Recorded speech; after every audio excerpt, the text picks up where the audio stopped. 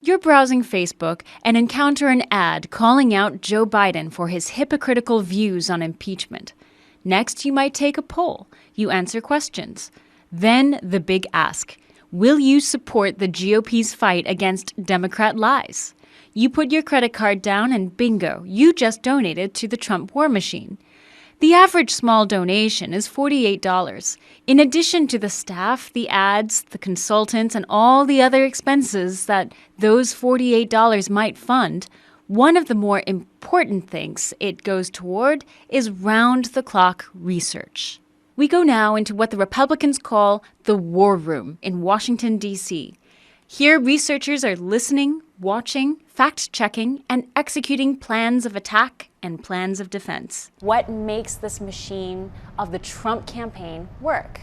It's doing a lot of things that are pretty revolutionary and quite different from past campaigns, even from 2016. Well, as the president is going out and he delivers his rallies and he carries on with the business of the country, and there's this whole team of people who are out there calling the Democrat candidates on their falsities. The RNC's communications department employs roughly 70 staffers, Smedile says.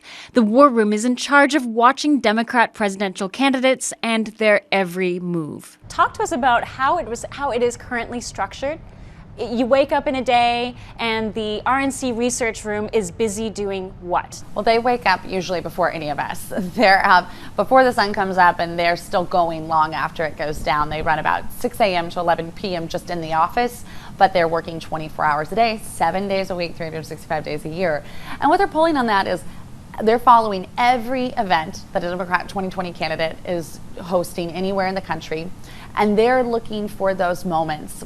Keeping one eye on the opposition and one eye on ensuring Republicans have ready research to back up their responses or to call out their discrepancies. That's a really important piece of this rapid response war room effort. Is it's not enough to just see it and then even just clip it and post it.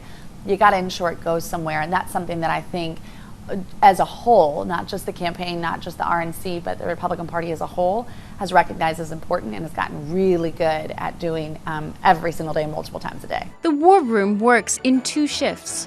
One team comes in early in the morning, and a second team comes in to work late into the night.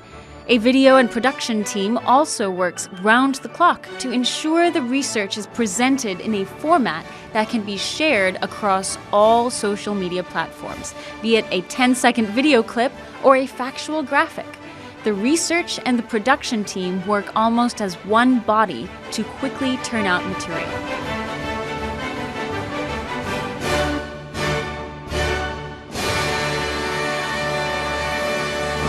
So those types of things that we're going to keep bringing up and keep pounding, and it allows us to work on 2 fronts. It allows the campaign to go out, promote the president, do what they do best, knowing that they've got a great partner in the RNC who's ensuring that no Democrat gets away with telling the American people lies and not having themselves fact-checked.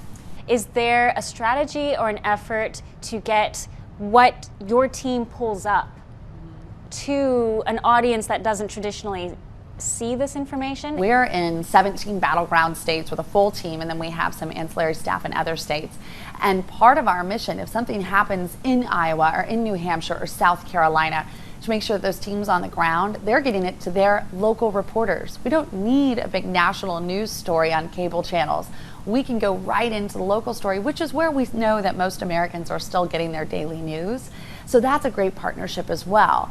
In addition to utilizing our Twitter handles, which have millions of followers, and then our emails, which have millions, tens of millions of people subscribe to those. So we can blast something out in just a few seconds. So far, we have looked at the money, where that money goes or doesn't go, and how the Trump war machine is getting the message out. But how will the Trump campaign ensure all this energy, output, and momentum translate into actual votes?